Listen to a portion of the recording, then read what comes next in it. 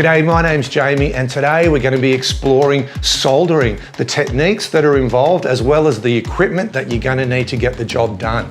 So soldering is a really useful skill to have, whether you plan to use it professionally or for your DIY projects. So some people consider soldering to be a little bit daunting, but in actual fact, it's really easy to do. So firstly, what is soldering? So soldering is a technique for joining metal parts together, and it involves melting down a metal known as solder, and it goes into the spaces between two metal components. So when this solder cools and hardens, it forms a permanent connection between those parts. So the solder acts as sort of a metallic glue that joins the elements together. So joining wires and soldering electronic components are the most common use of soldering irons.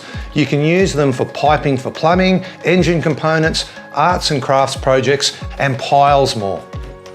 So what equipment do you need? Well, first of all, you need a soldering iron. So the soldering iron supplies the heat that melts the solder, and it consists of a tip which you apply to the metal parts you want to solder together. And it also has an insulated handle so you can hold the iron.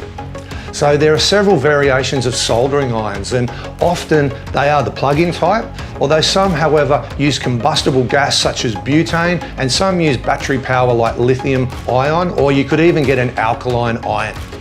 So gas and battery powered irons are great when you don't have convenient access to a power socket, and the gas powered irons are generally more powerful than their battery powered irons.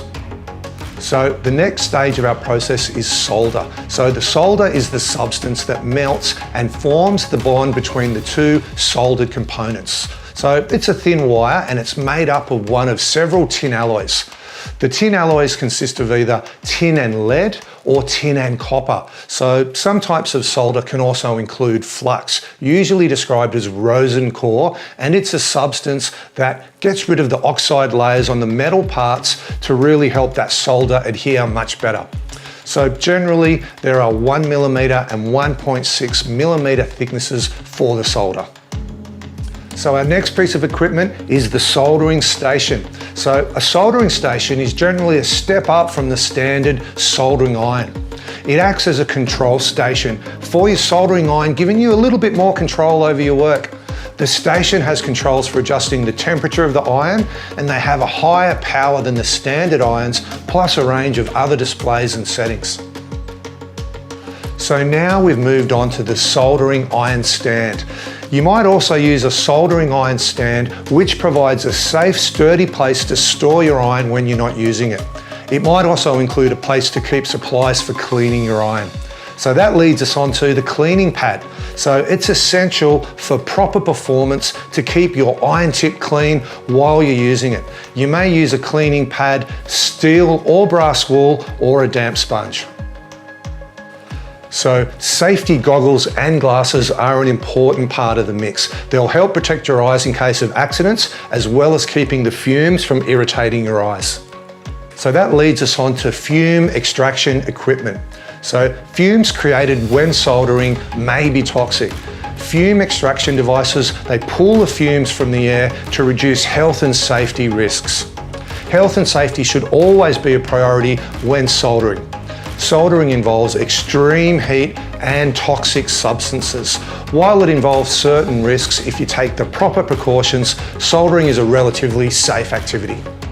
Before getting started, read the instructions as well as the health and safety warnings that come with all of your equipment to ensure you're using it correctly.